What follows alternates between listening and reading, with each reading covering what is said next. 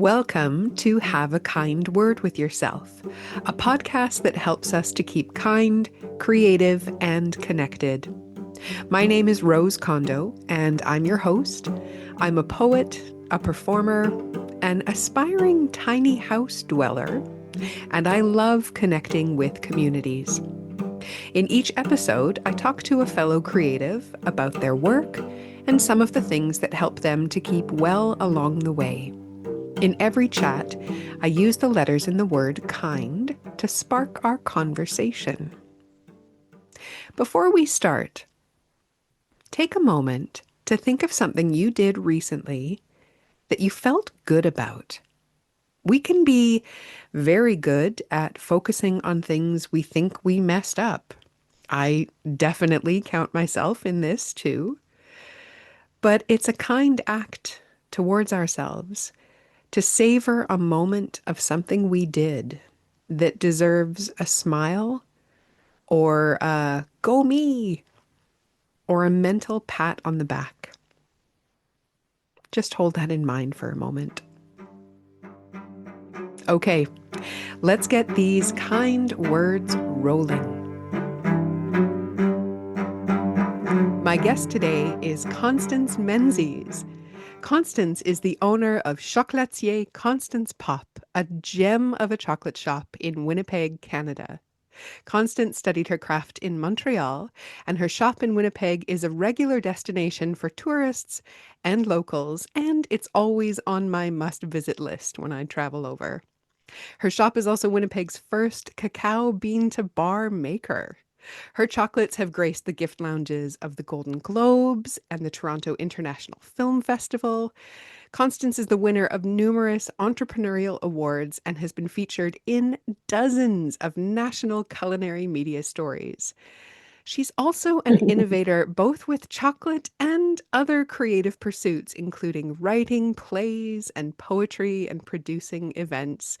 What a joy to have you here with us today. Welcome, Constance, to Have a Kind Word with Yourself. Well, welcome and hello from snowy Winnipeg. It's really nice to be talking with you in the future. In the future, yes, 6 hours ahead here in Yes. Manchester.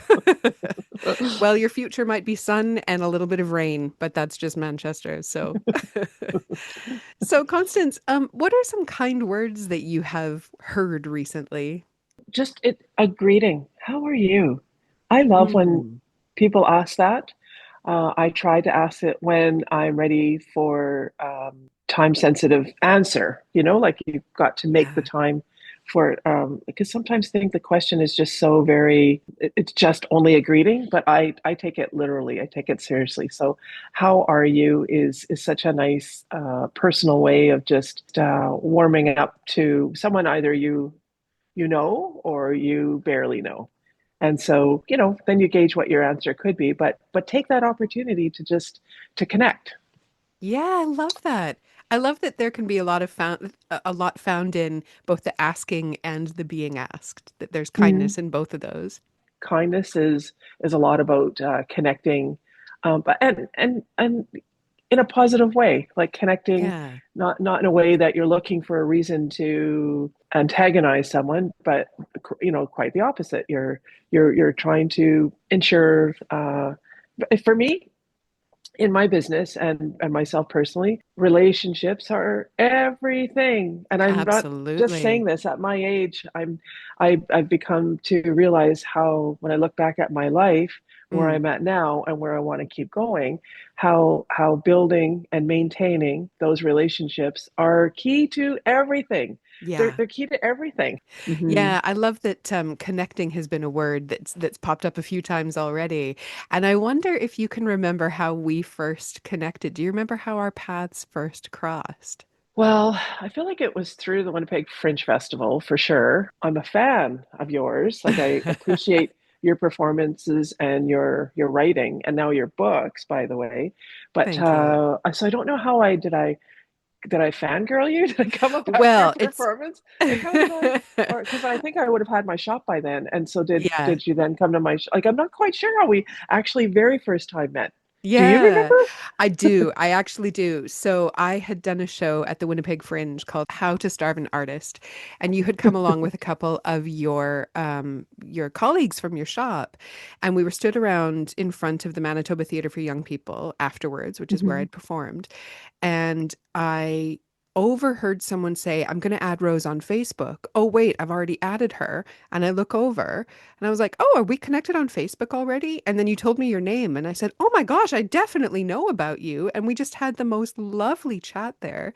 And then a couple of days later, my mom and I went to visit your shop. And it was just, there was a real recognition of joy of connection and creativity that I felt in visiting your shop. And I thought, this is someone who I'd like to stay connected with, even though you're in Mm, Winnipeg and I'm in Manchester. mhm, I just felt a real kinship from the mm. get-go.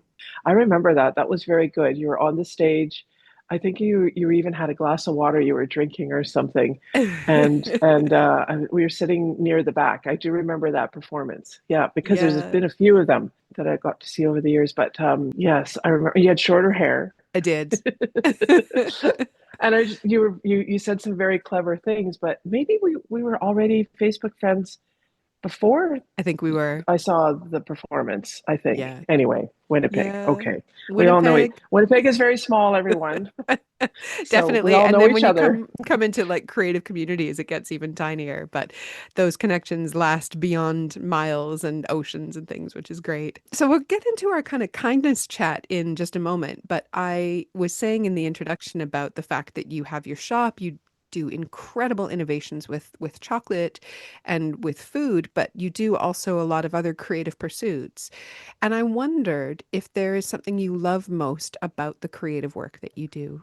I don't know if I think about it as something that I love, but something that I feel compelled to do. Like I feel that there's a very big distinction for me that way. Like there's just Mm, something that I get imbibed about, and then I have to, there's like an action segment to it. There's a feeling and then there's an action. So it's not like I get kind of carried away in a way that's also very doable or logistics yeah. like the chocolate shop, like when I wrote and directed a couple of plays for the Fringe Festival, I would feel this feeling or this thought about something, and then it just starts to snowball into something concrete Yeah. and contained that you can actually put it into something.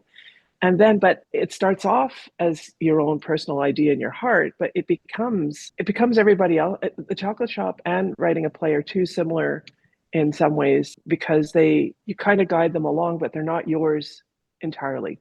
So Mm, with the chocolate shop, yes, I think about making chocolate and loving chocolate, and chocolate tastes great, and it's there's so many awesomeness. Even still to this day, I've been doing this now for 18 years, and chocolate has this marvel and mystique for me. But it also has, now I have a small staff. Now I have a wider group of professional people that help me run my business, whether it's a bookkeeper, an accountant, for that matter, a lawyer, and a website person, and an IT person. Like there's people beyond me mm. that keep my. And then we just had our supplier come into Winnipeg from Montreal to show us some awesome techniques at the Red River Community College here. Cool. So we're constantly learning new techniques too, and that's really exciting because then you're like, yeah, I want to make that recipe, and Yeah. so, but there's always this larger community, and so it's not, the shop is not necessarily mine anymore because it's this vibrant interchange of all these different people, and then of course there are the customers, and there's the media. So there's a whole, you're creating something, but it's such a exercise of engagement of having Mm, people coming and going and coming and going. And isn't that like playwriting? Isn't that like performance art? Because you come up with an idea that maybe it's not something that you're not forcing it to happen. It comes, and then you harness it, or you make it, because we have to share it. Like you can't just have an idea and then float around. I mean, it can float around and then pick up on it later in time, but it has to be shared or engaged somehow. And we have to be cognizant of the fact that our art needs to also bring us a certain level of income. We can't say that art is so pure that it can't create, like if we paint and we create a beautiful picture, or we craft something tangible. It has to be hopefully something that someone else wants and that Yeah. they're willing to pay for. We need to have seats, bums in the seats at a performance Mm. because there's only so much sponsorship dollars out there. We need to have people come and buy the tickets. We need to have someone come and buy the chocolate. So when you're creating something, it starts off as something that's whole and perfect, but yet it might have to get modified so that Mm. it's appetizing, literally, for someone else to engage with it too. So there's this component so that when you're thinking of creativity, you're also having to think of making it so that it's sellable. Yeah. Yeah. And does that undermine the pureness of the creativity? No, because after a while you try to create something that is it still has its integrity to the original intent of what you're trying to create. And if Hmm. you're honest and integral to your unique style, then you've got a nice throughput. Your style could modify over time, Hmm. but it's still something that's unique to you.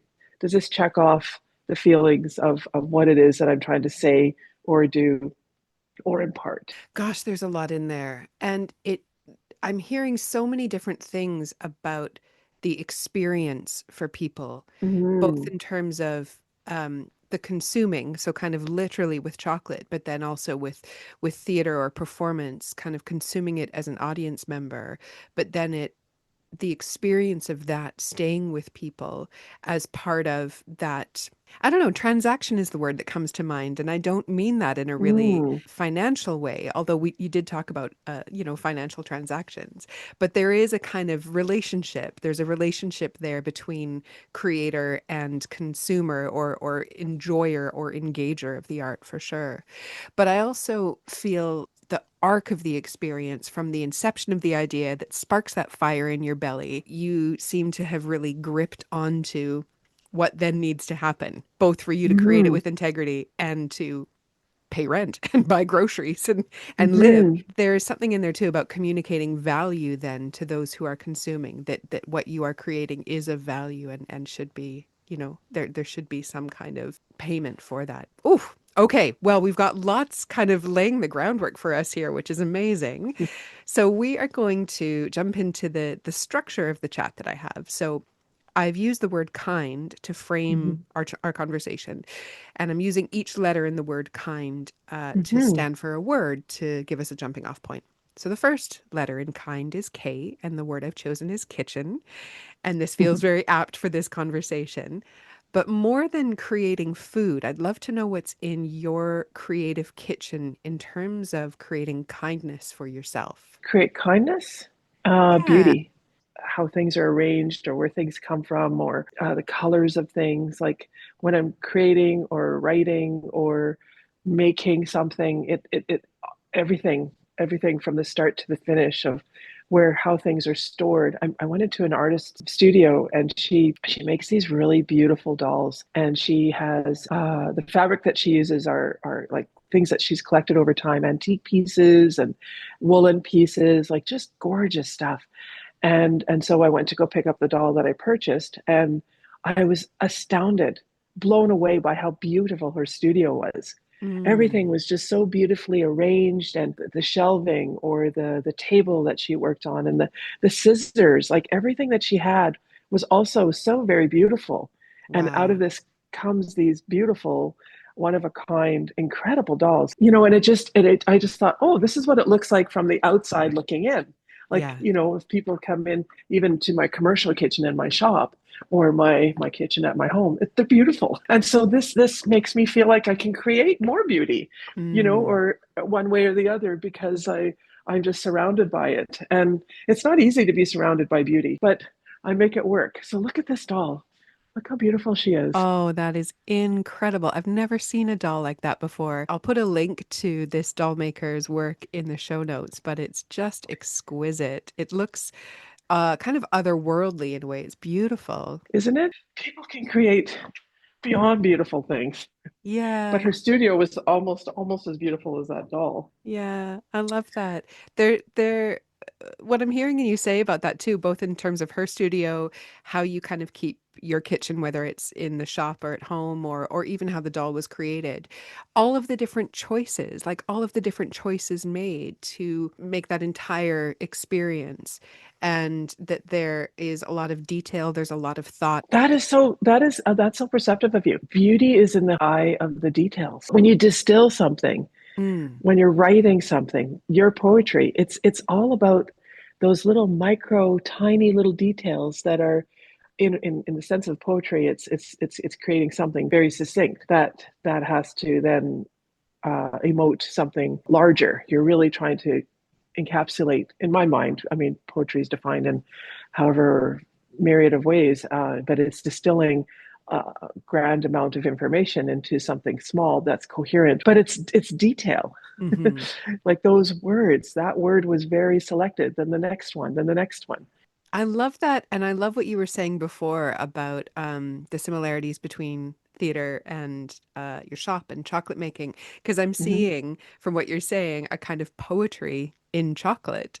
Because you are right, when making a poem, I think it's Coleridge who said, and I'm paraphrasing mm-hmm, hugely here, but said something around poetry is the right words in the right order. But the sense is that there's a selection process, that you are, like you say, distilling it down. You're mm-hmm, choosing the words that get to the essence of what you're wanting to say. And when I think about the lovely chocolates that I've had in your shop, and just noticing that they are these small gems, my mouth is watering as I say mm-hmm. this. They are these small gems where there has been intention and thought and detail into what few ingredients can be brought together to make the most impact. This is kind of blowing my mind, this idea of the parallels between chocolate and poetry. I do believe there is poetry in everything, and I'm really sensing how much poetry there is in chocolate for sure.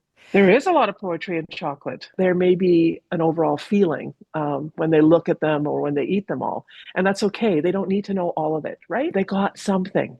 Yeah, And it's up to the author or the maker or the processor to get it. They're the ones that have to get it. And yeah. then as soon as you let it go, it's up to everyone else to get what they can or want or need from the box of chocolates or the book of poetry. Completely. And I think there is a kindness and a generosity in that to go, I have created this thing.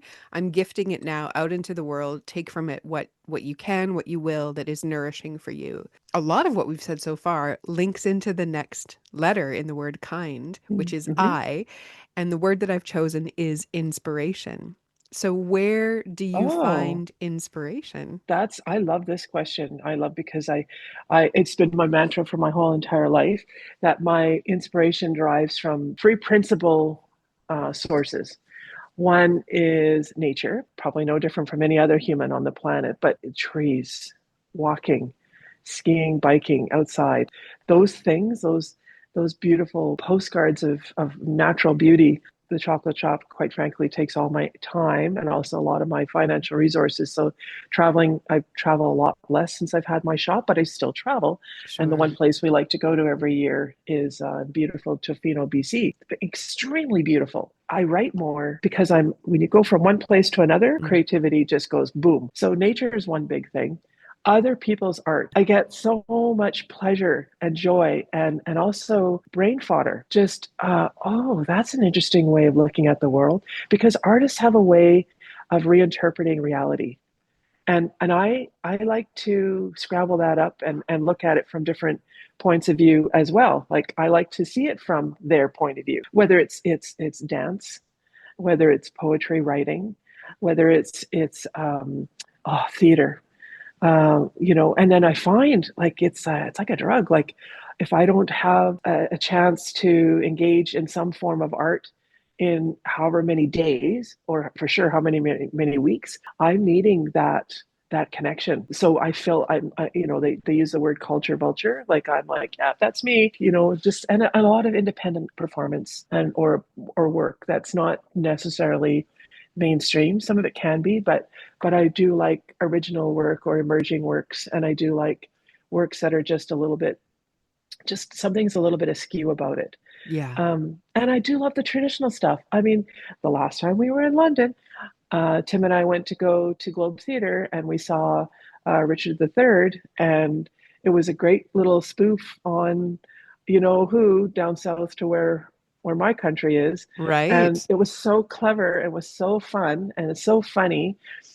So classical things can be really cool too, especially if it's kind of played with and reinterpreted. And the third thing would be food. Yes. Makes A sense. person likes to make food and share food, and food is great because it's just gives me an opportunity. Like it's just a great way to share. Like it's a nice way to show you share and care, and you can share with the good people. And so out of that, I get inspired because you're talking with people, you're sharing with people, and I'm like, I didn't think of it that way. Oh yeah, that's interesting. How are you? And then just hearing how people's lives are, that's a great source of just inspiration. Food is such a lovely common denominator for Hmm. gathering people, for chatting, for connecting. And I think especially because there's often a lot of emotion attached with food and experiences, you really can kind of drop down into Hmm. the deeper level of people when you talk about food and when you're gathered around food. So yeah, definitely. But I love those three inspiration touchstones for you. That's wonderful. And inspiration can feel like this really abstract, ethereal thing.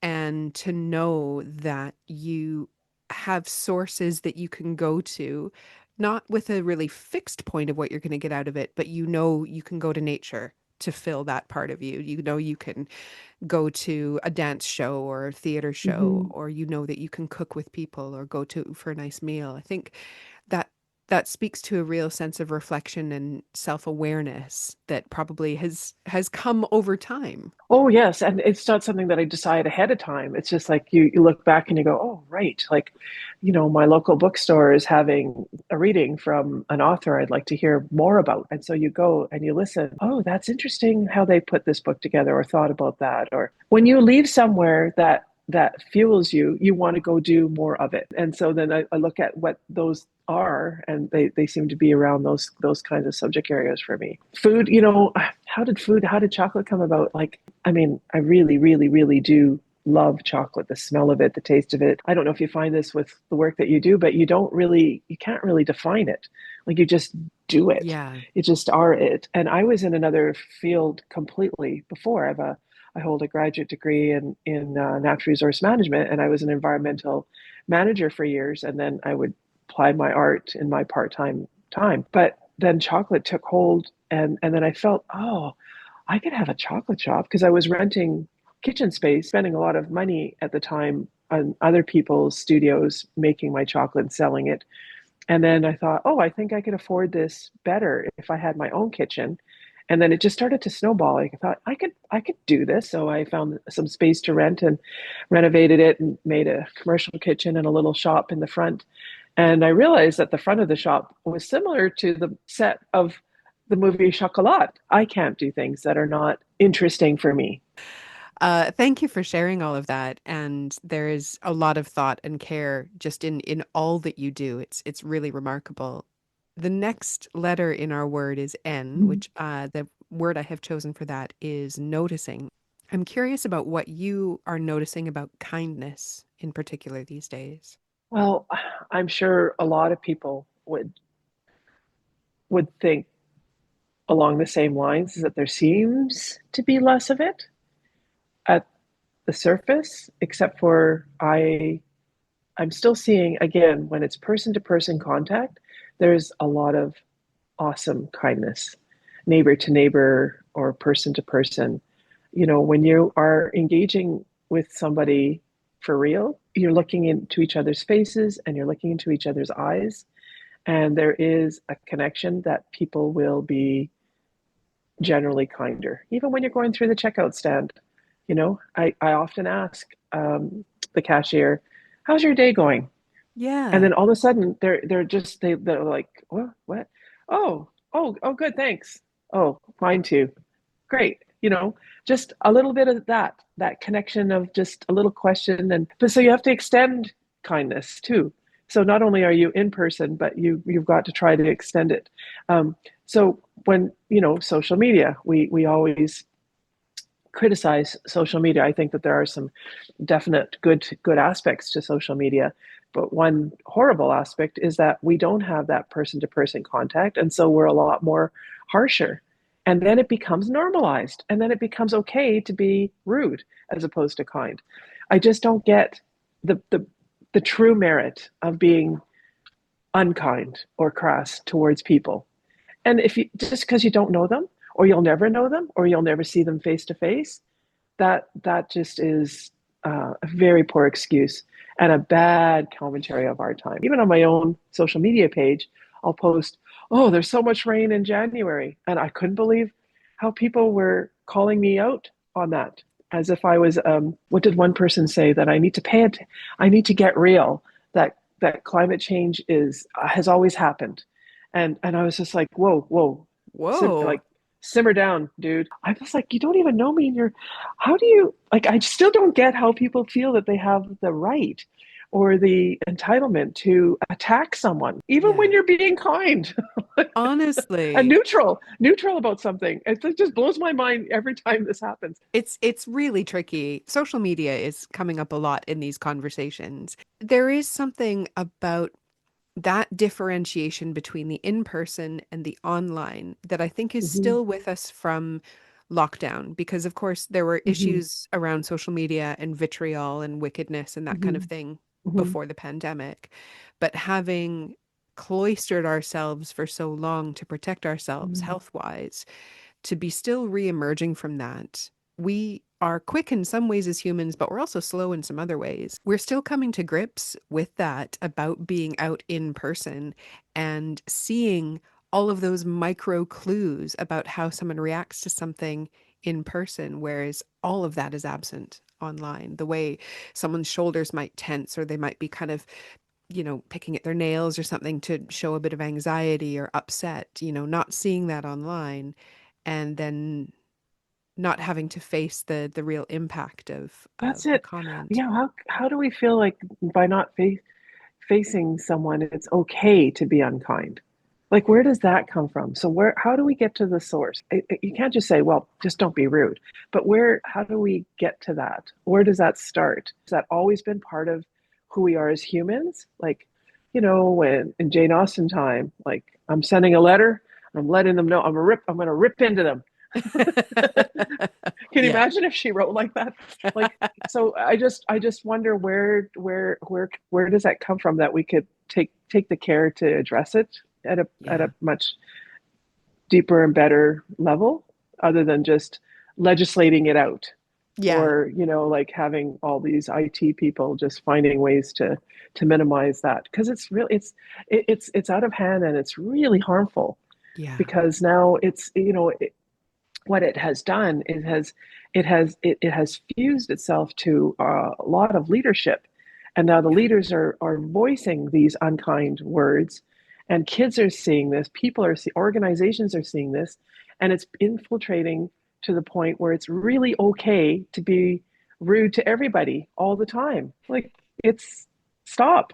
It's this broad kind of permission giving for things that is really problematic.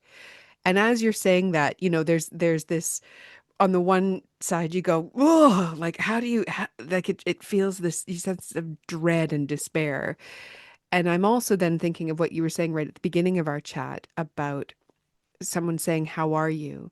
And that simple act of the Mhm. the transaction of the sharing of interest and energy and focus and attention and care can be an antidote. Because I do wonder sometimes when someone puts a comment like what you had on your Facebook page, what are they hoping will come out of that?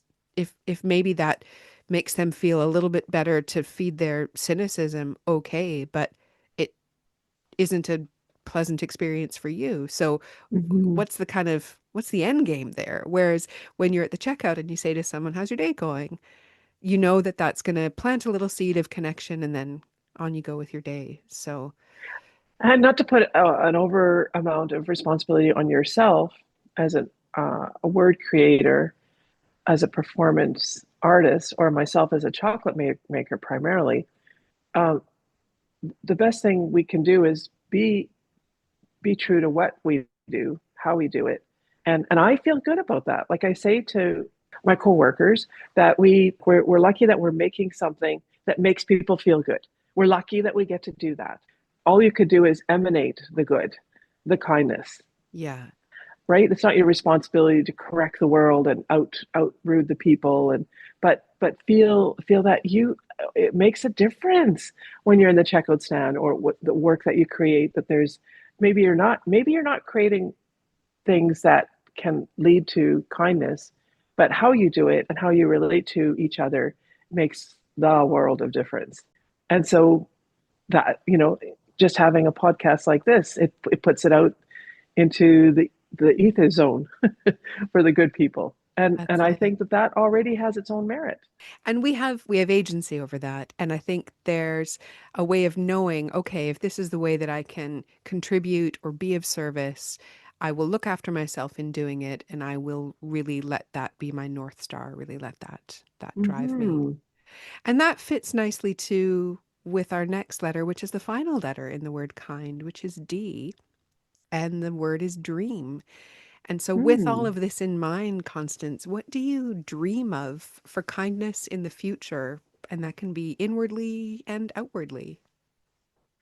Dream. I feel a big, strong sense of empowerment in the work that I do. So even going back to nature and then planting native seeds that we get from, there's a couple of sources here in Manitoba, Prairie Originals, for example, the amount of work and diligence that they put in collecting those seeds so that someone like me could take them and plant them. And I just feel like, out of that comes from, the wildlife and the birds that are native to our area have a place to live and eat. To me, that's a huge kind gesture. Like to me, it feels good.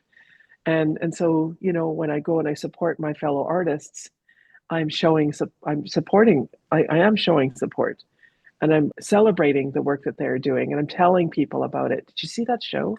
Did you read that book? Like kindness grows. And again, sharing food, well, that's an easy one. Like you're saying, can I make you a bowl of soup?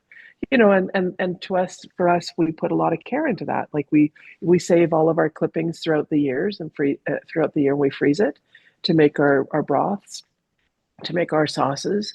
So there's a lot of effort put into those meals that we make. Like, for example, Tim's parents' wedding anniversary, 60th wedding anniversary was in November, and they live in Barrie, Ontario, which that's like Germany to you guys, It's right? comparatively very far. So we flew there and we made them a huge big meal, Yorkshire pudding, and I made from scratch the sauce.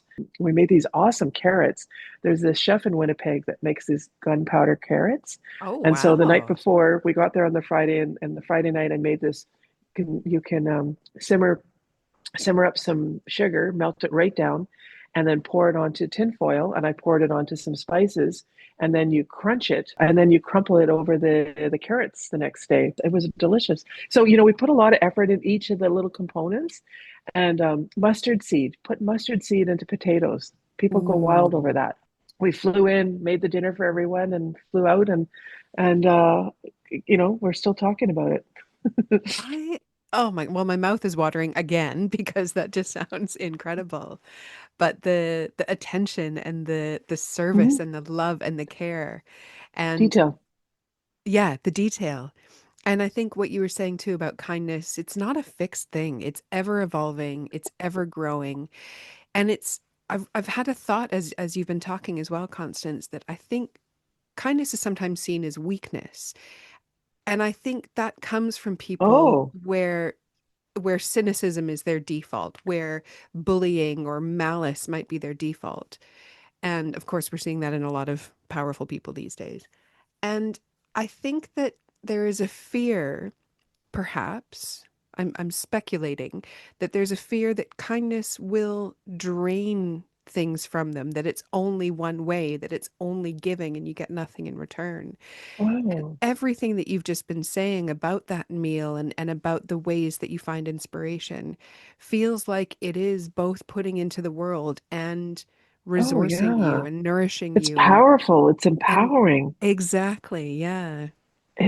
You can see when someone's put care into something and that they want to contribute to someone's happiness or someone's joy. I mean, it feels good, but it's empowering. Like there's an energy to it. So Yeah. I don't think of it as a minimizing or a weakening. I think it the opposite. I Yeah, think it's like powerful and empowering.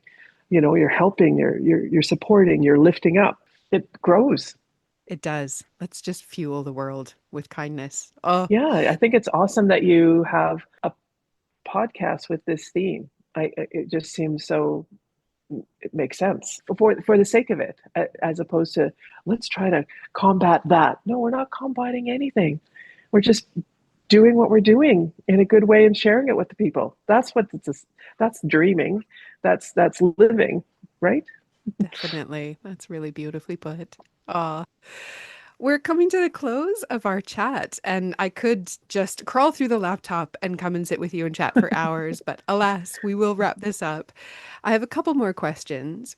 The theme of the podcast, of course, have a kind word with yourself. The aim being to help people to keep kind, creative, and connected. And that has definitely been present in our chat. And I wonder if, just in closing, you have a top tip for people to keep kind, creative, and connected. It's self-care, just good old yoga with friends or on your own. I feel like if you can go for a good walk on your own or with others, I think keeping your body in good shape helps with all the other things that you would like to do with yourself and with other people. I just think yoga is a good getting to the mat is a great starting point that everything else can emanate from. And Yeah, it's so, even just me telling you this is a great reminder for myself. definitely. And it's I love that sense of getting to the mat, that it's you land there and then what happens happens. And maybe that's for someone else, it's the getting to the putting their boots on and walking outside, or it's getting to the swimming pool or something. But the showing Right. up to it and knowing that it is helping maintain you to carry on, to keep going, to give outwards. Oh my goodness, this has been really inspiring. I feel like we've traveled across lots of ideas and inspirations and aims. So thank you so much for taking this time and for sharing what you did. As we wrap up, I wondered if there's anything you'd like to share with listeners, anything you'd like to plug. Oh, no, but I can't wait for my next trip to England. I'm envious of you living in Manchester. I was there before I flew to Manchester, and one time I went to Liverpool because the Beatles, Of and course. I got to drive the ferry across the Mersey while they were playing the song. It was so kitschy, but I loved it. I just love all these kinds of things. So I went to a Yeah. chocolate shop in London. And I didn't. I was so excited to go to it. It was the first chef that who came from France to make these beautiful little truffles, and we still make those truffles. I got the recipe for that, and they're the cream cheese truffles. Oh, I love that. So yeah, Well, next time you're over, hit me up. We'll go to a chocolate shop and we'll take in some beautiful perfect. nature. I'm very near to a beautiful big park. And yeah, that will go in the diary for sure. But in the meantime, thank you so much for this and for the work that you do creatively and with chocolate. And I look forward to visiting your shop the next time I'm in Winnipeg. Cool. Yes. Thank you Awesome. so Thank you much. so much for having me your guest today. Much appreciated. I'm a big believer that there is poetry in everything. And after this chat, I feel so inspired about the poetry in chocolate. On my last visit to Winnipeg, Constance hosted me in her shop for a poetry performance. And it was an incredibly special night. She set the shop up for an audience and she served chocolates and hot chocolate, and the space was full of family and friends. It was just wonderful and such an example of how she holds that really sparkly engagement. That evening before I left, Constance gave me a bag of chocolates all wrapped up for me to bring back to Manchester with me and share with my husband, Kieran. We still have a few of these chocolates in the freezer, and I just ate a couple. And after this amazing chat with Constance, it was truly, in her words, a vibrant interchange. Just delicious. I'll put a link for her shop in the show notes, and be sure to check it out whether you live in Winnipeg or you find yourself visiting one day. You will be so glad that you checked it out. I've also linked the artist who made the exquisite doll that Constance spoke of, so do be sure to check out her work. In the meantime, thanks so much for listening, and we'll have another episode coming your way soon. You can like and subscribe on Spotify, Podbean, and Apple Podcasts. If you want to find out more about me and my work, that would be great. You can drop me a line through my website, rosecondo.net, and there you can see some beautiful illustrations by Neve Wood, also known as Little Badger. Our beautiful podcast music has been composed and recorded by Eleonora Rosca. And finally, please share this. Help us to keep kind, creative, and connected.